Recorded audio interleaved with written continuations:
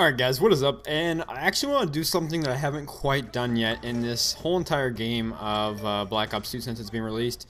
And that is, I want to do an actual commentary, pretty much just breaking down the gameplay. I used to do this all the time, and back when I first started YouTube, back in the original, I guess, Black Ops, all my commentaries that I commentated were all just talking about gameplay. Of course, that gets boring after a while, and not a lot of people do it anymore, but that's pretty much when I started my YouTube channel. I was just going to talk about how I did good in the gameplay, and just particularly how I did good, because I thought I was a really good player back then, which, you know, I was good, but, you know, I was unaware of how many people are actually, you know, just as good as me, if not better, right? So, let's get into this. This gameplay, I'm running some pretty high streaks. Don't really recommend this, especially on a map like Hijack, because they can flip behind you so easily, and sometimes you just don't have a chance whatsoever.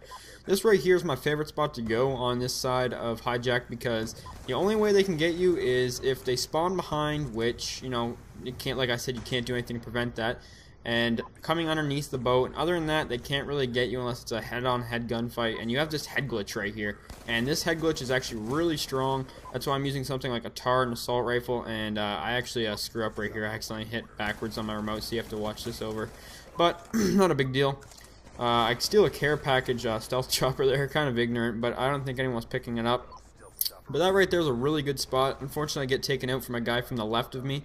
And that's really the only other spot besides coming underneath the boat that you actually have to watch, just because some people do take that left side. It is very risky, though, especially if you know, there's someone head glitching the other end. If you try and run across, chances are you're going to get clipped by that guy who's just sitting there.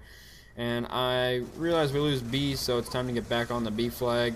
And luckily I get that, and working up my streaks. You know, playing the objective in this game and getting kills on the objective is just mad score, and you'll get your kill streaks so quickly. So right here, I'm back to my spot once again. I would even say maybe using an assault rifle, it's a little bit better at range. Maybe a SWAT, M8A1. What else? The TAR works good, don't get me wrong, but you know, even an LMG, I've been using LMGs on Hijacked a lot, which, you know, you don't think you'd use because it's such a small map, but there's so many long, you know, lines of sight, and especially this head glitch right here.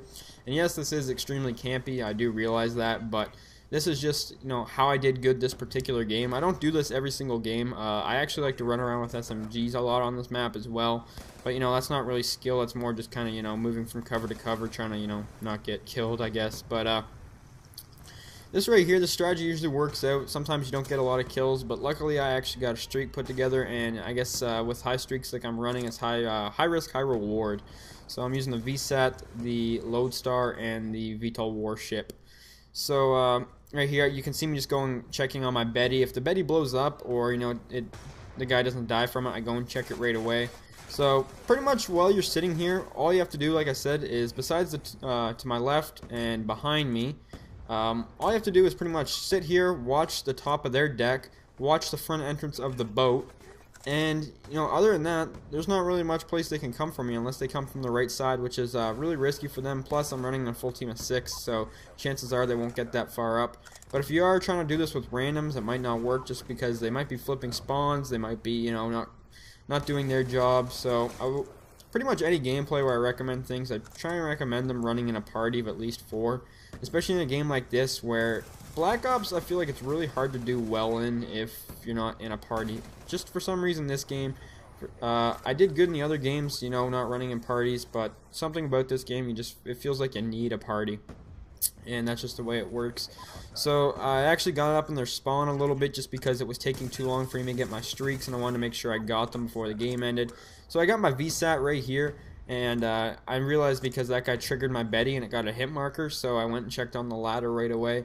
So now since I got my VSAT, I realized there's only like less than a minute to call it, or for this round, so I ended up not calling it in this round. I believe I'm just going to wait till the next round. So the good thing about the VSAT is as soon as you get your VSAT, you know you're only about, I think it's like 3 or 4 kills away from your Lodestar for the most part.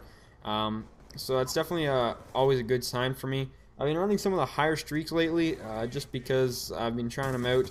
I've been using only really low streaks just to help level up and do all that stuff, you know, help be a team player, but I'm starting to use the higher ones just because that's end up what I kind of do that in every Call of Duty. I always use the low ones when the game first comes out, and then as the game kind of escalates, you know, it ages a bit, I end up using the higher ones and stuff like that.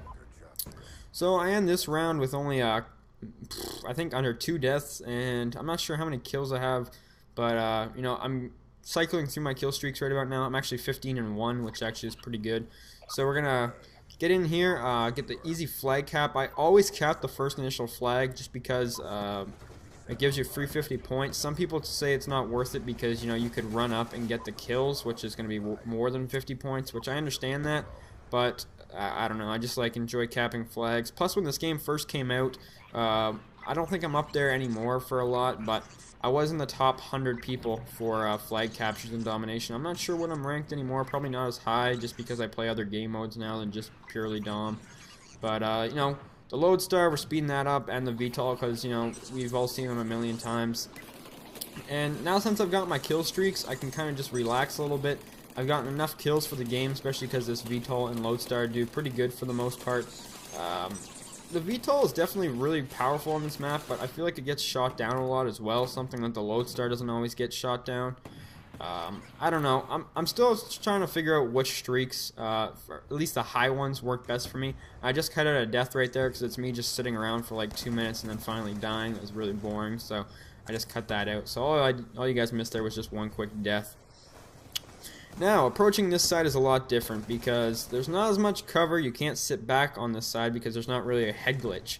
And you pretty much need to move up to this part of the boat, at least the front of the, you know, the other side of I guess I don't know what to call it, like the building or like the inside area. So I pretty much either head glitch this left side right here on the podium or the right side on the podium there. So you guys, you have to realize they put these things here for a reason that I'm head glitching. You know, they're not just there for looks. They're there for, you know, to spawn trap pretty much. That's all it is there for, you know. So take advantage of these things. They work on either left or right. The only thing I don't like about the spot is that they can flip behind you fairly easily, and there's not a whole lot of cover like there was on the other side. And they can come out right from the front door. And I don't like that either because if they come out through that front door, you're pretty screwed. So you guys see me putting a Betty there a lot, but, you know, it doesn't always work. But anyways, guys, this is how I approach hijack domination most of the time. Hopefully you guys enjoyed the video. I'm just going to cut out the last little bit because the enemy team pretty much leaves at the end. But you guys are going to see my final score here, and this is how I do approach hijacked quite often. This is usually how I do pretty good, 54-3. Hope you guys enjoyed the video. Have a nice day.